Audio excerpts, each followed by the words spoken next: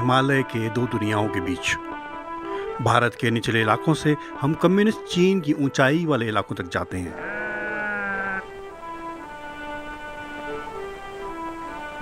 पहाड़ की जड़ों में स्थित भारत के बड़े बाजारों से हम चावल, चीनी और बहुमूल्य खाद्यान्न खरीदते हैं।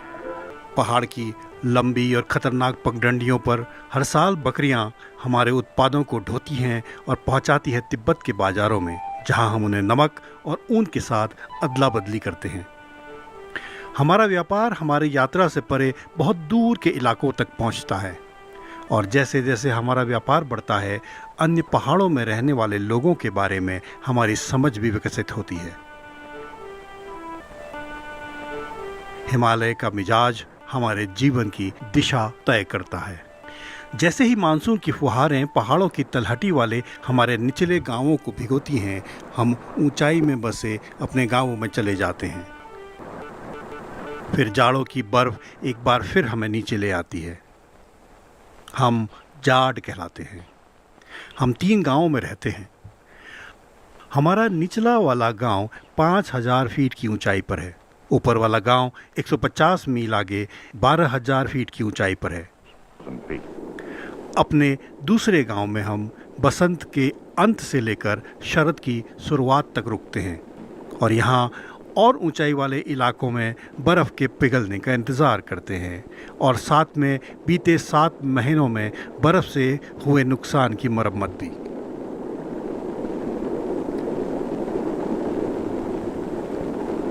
हालांकि कम्युनिस्टों ने कुछ वर्ष पहले तिब्बत को कब्जा लिया, पर हमारे जीवन का स्वरूप यथापूर्व बना रहा।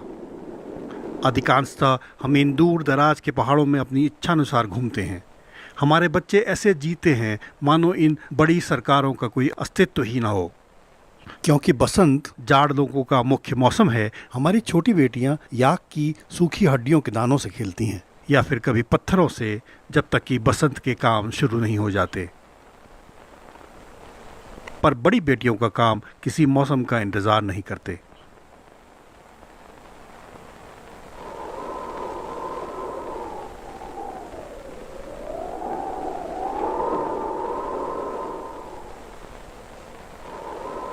पेड़ का एक तना, मजबूत टांगे और थोड़ा सा साबुन कपड़े धोने की अच्छी मशीन का काम करते हैं।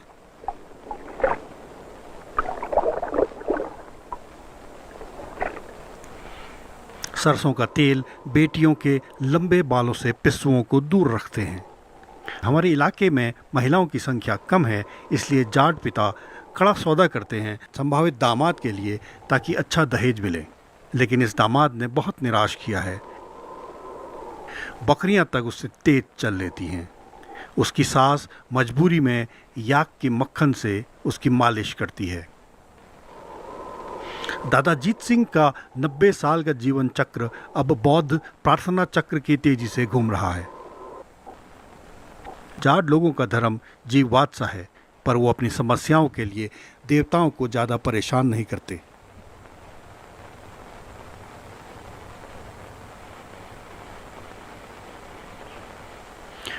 मानसून और बर्फ में भी भारतीय डाकिया हर हफ्ते 100 मील पैदल चलकर यहाँ आता है। हमारा पोस्टमास्टर एक व्यापारी और पुजारी भी है।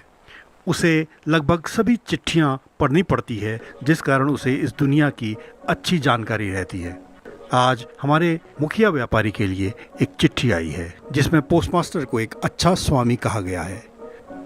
अपने इस संदर्भ को ठीक करते हुए वो इसे बहुत अच्छा स्वामी बना देता है, और फिर चिट्ठी को उसके सही मालिक तक पहुंचा देता है।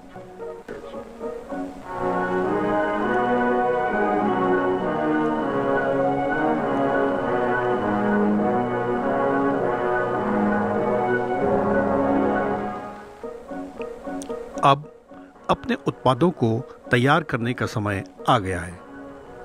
जल्द ही हम ऊपरी गांव में जाकर उसकी अदला बदली करेंगे। अपनी यात्रा में खाने के लिए हम गरम रेत में जौ गेहूं पकाते हैं।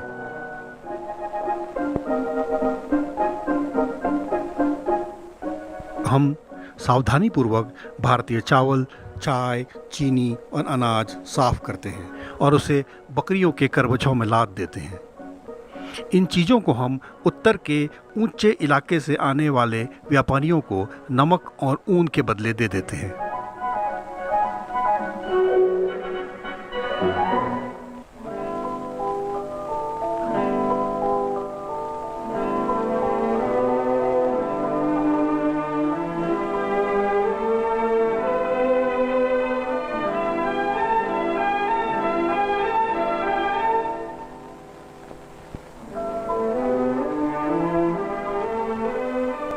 ऊपरी इलाकों में बर्फ पिघलना शुरू हो चुकी है। बसंत के आगमन से हर व्यापारी के पैर चहक रहे हैं। अब हमारे काफिले बीच के गांव को छोड़ आगे बढ़ते हैं, ऊपरी गांव में उत्तर से आने वाले व्यापारियों को मिलने के लिए। हम अपनी बेशकीमती चीज़ों को इकट्ठा करते हैं और बौद्ध भिक्षुओं के साथ लगभग सभी 500 ग्रामवासी यह पुश्तैनी वार्षिक यात्रा शुरू करते हैं। हमारी यात्रा लंबी और कठिन होगी, संकरी पगडंडियों और पुलों से होते हुए जिन्हें हमने खुद बनाया है। हमारे लोगों की प्रतिष्ठा हमारे बकरियों की ताकत और सतर्कता में है।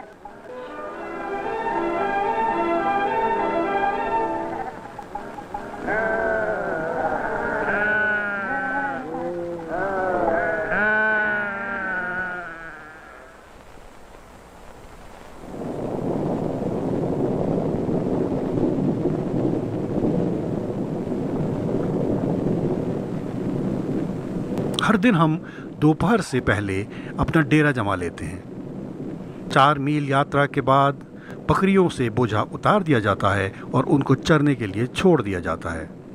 एक आम व्यापारी के पास 200 बकरियां होती हैं। प्रत्येक बकरी करीबन 8 किलो का करबज होती है। घर में बने इन करबजों को रात के मौसम से बचाना जरूरी है, क्योंकि वे साल भर के बहुमूल्य सामान से भरे हैं।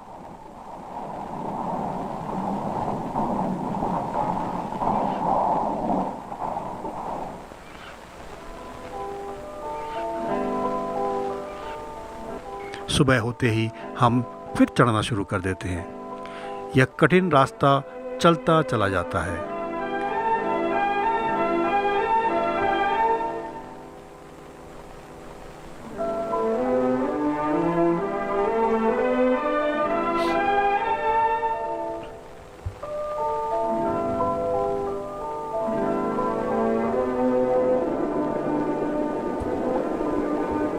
इन पहाड़ों पर चीन और भारत दोनों ही अपना दावा करते हैं। कभी कभी सैनिक एक दूसरे पर गोलियां भी चला देते हैं, लेकिन हम उन सभी के साथ दोस्ती बनाए रखने की कोशिश करते हैं जो व्यापार और विनिमय करना चाहते हैं।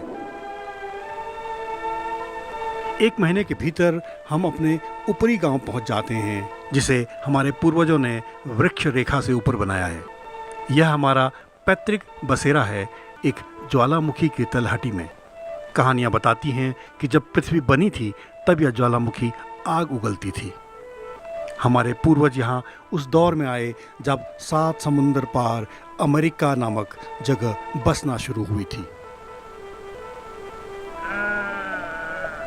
पिछले 8 महीनों तक हमारे घर शांत थे, खाली और बर्फ से ढके हुए, और अब गर्मियों में हम यहाँ व्यापार का इंतजार करने के लिए आए हैं।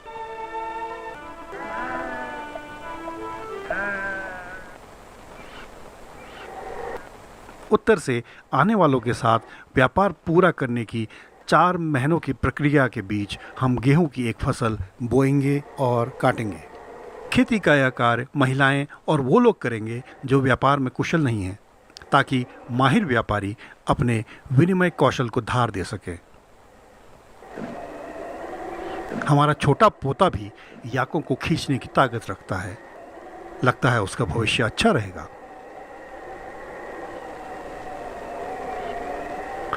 व्यापार के लिए आवश्यक चतुराई न होने के कारण घर पर बने औजारों की मदद से दामाद पथरीली मिट्टी को एकसार करता है।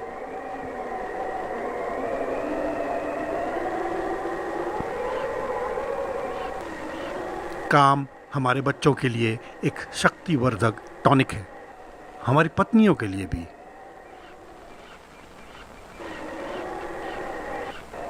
और अगर किसी व्यक्ति की पत्नी जमीन को सींचने में कुशल होती है तो व्यापारियों के बीच उसका महत्व सुनिश्चित हो जाता है।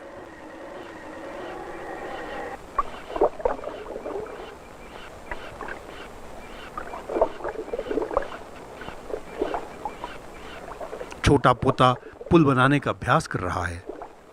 बकरियों के पार जाने के लिए उसे मजबूत होना चाहिए, पर यह पुल टूट जाता है और बकरियां पानी में समा जाती हैं।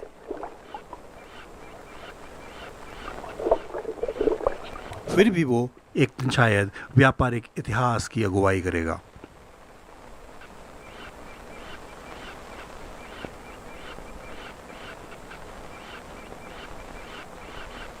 हमारे बेटों के भविष्य के लिए शिक्षा बहुत जरूरी है। अपनी पीठ में एक पाटी लेकर हर साल गर्मियों में भारत से एक अध्यापक आता है, एक स्वच्छ और निर्मल हृदय वाला समर्पित व्यक्ति। उसके कर्म में महानता है। विद्यालय हर रोज हिंदू और बौद्ध प्रार्थनाओं से शुरू होता है। हर गर्मियों में अलग अलग कक्षाओं में 30 विद्यार्थी एक साथ पढ़ते हैं।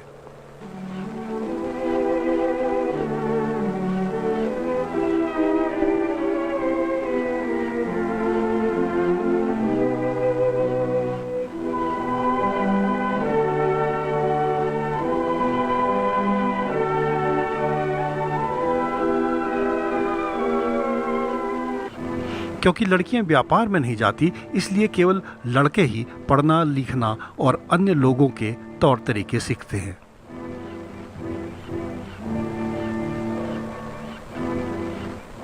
पाटी लकड़ी की है। अध्यापन के लिए कटी हुई मिट्टी कागज का काम करती है और लकड़ी की एक छोटी डंडी कलम का। परीक्षा के दौरान सही उत्तर देने वाले विद्यार्थियों को बेवकूफाना उत्तर देने वाले विद्यार्थियों के कान ऐंठने की छूट होती है।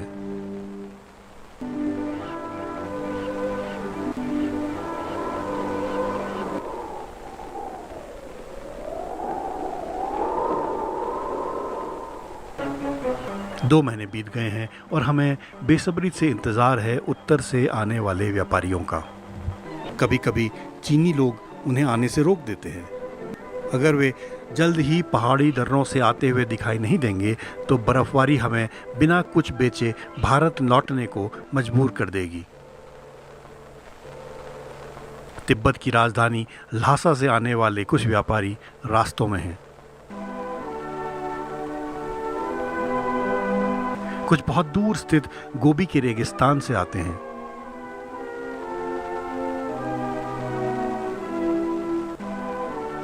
हम अपने ऊपरी गांवों में इंतजार कर रहे हैं। हम बेसब्री और आशा से इंतजार कर रहे हैं।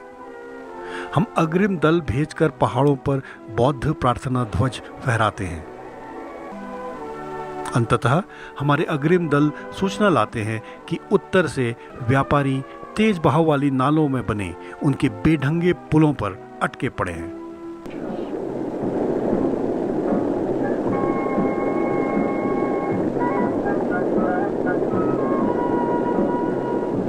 इन तिब्बतियों से हमने अपनी अधिकांश भाषा, प्रजाति, धर्म और आचार व्यवहार पाई है। साथ ही हमें मिली स्मृतियां, याक मक्खन और हथियारों के नाम। शुक्र है हमने उनसे पुल बनाना नहीं सीखा।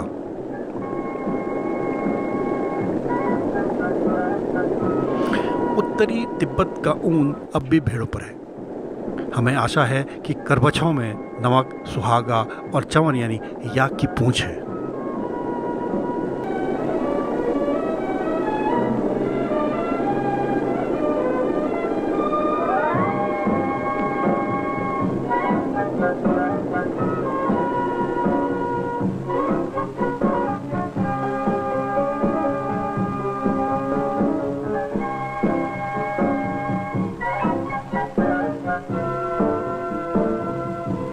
उत्तरी व्यापारी अंततः बाजार पहुंच गए हैं, जहां माहिर जाड़ व्यापारी अदला बदली शुरू करने के लिए इकट्ठा हो चुके हैं।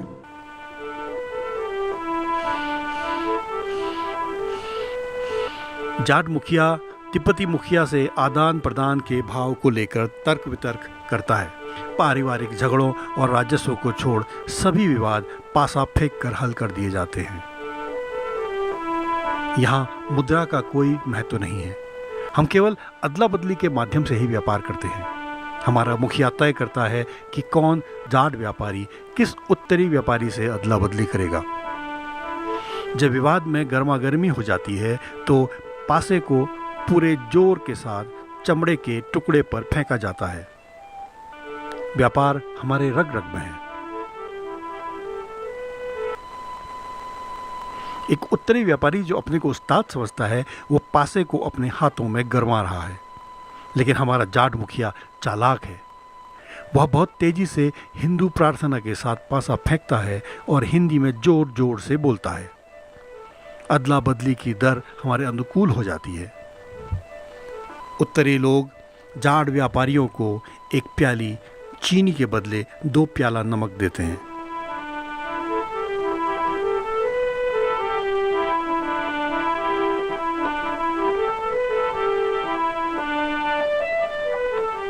इस तरह हम अपनी वस्तुओं की अदला बदली करते हैं, जबकि अधिकारी सभी खरीद फरोख्त का हिसाब रखते हैं।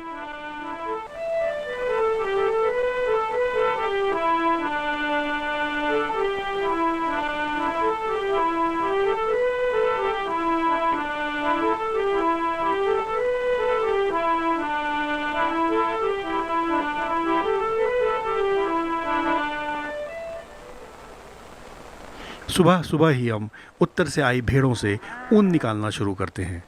इसके बाद हम सबसे बड़े ऊन के ढेर के लिए पासा फेंकते हैं।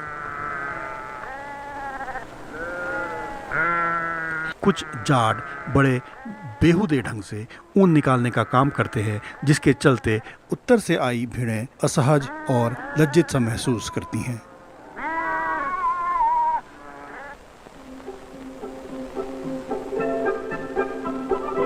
हमारी महिलाएं ऊन तैयार करने की क्रिया में सहयोग करती हैं।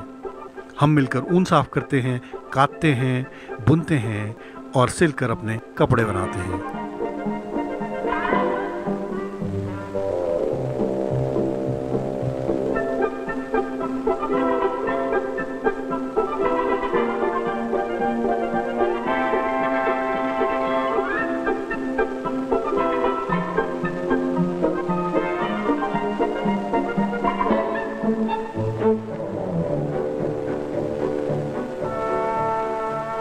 बचपन से बुढ़ापे तक कताई बुनाई हमारे जीवन का अभिन्न हिस्सा है। चाचा हमारे सबसे प्रगतिशील व्यापारी हैं।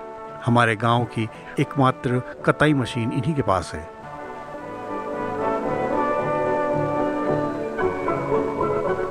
ऊन के बारे में हमारी जानकारी और औजार भारत से आते हैं।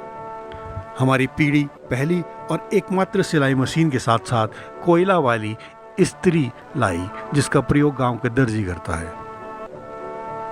हमारी इस पहाड़ी धरती में हमेशा परिवर्तन होते रहते हैं। हम भेड़ों की मिल्कियत को लेकर रोज नए विचारों को सुनते हैं।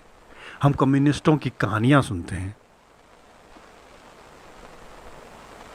हमारा जाट मुखिया एक खुशनुमा व्यापारी के साथ बैठ राजस्व का विषय उठाता है, एक ऐसा विषय जो किसी व्यापारी को पसंद नहीं।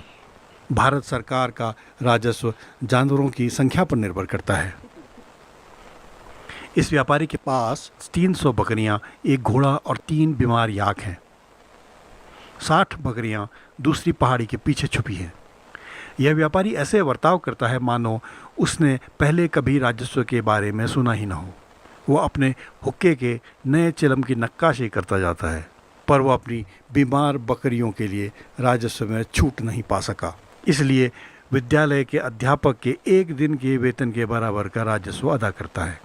कम्युनिस्ट हमें बताते हैं कि एक दिन हमको कोई राजस्व नहीं देना होगा, लेकिन चतुर व्यापारी राजस्व देकर अपनी बकरियों की मिल्कियत रखना बेहतर समझते हैं।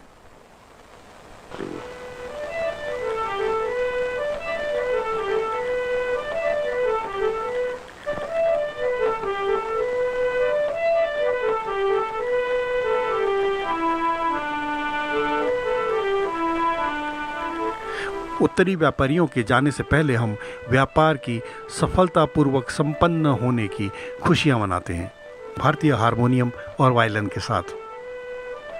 व्यापार अवधि की समाप्ति के जश्न में मनाए जाने वाले वार्षिक भोज के लिए चाकू की धार तेज की जाती है।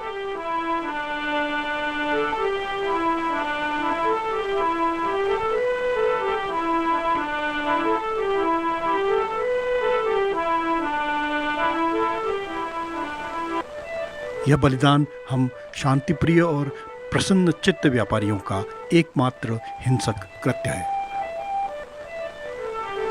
हम पहाड़ की वेदी पर बकरियों को सम्मानित करते हैं उसकी अहमियत के लिए। इस पर्व के अलावा हम कभी और बकरियों का मांस नहीं खाते।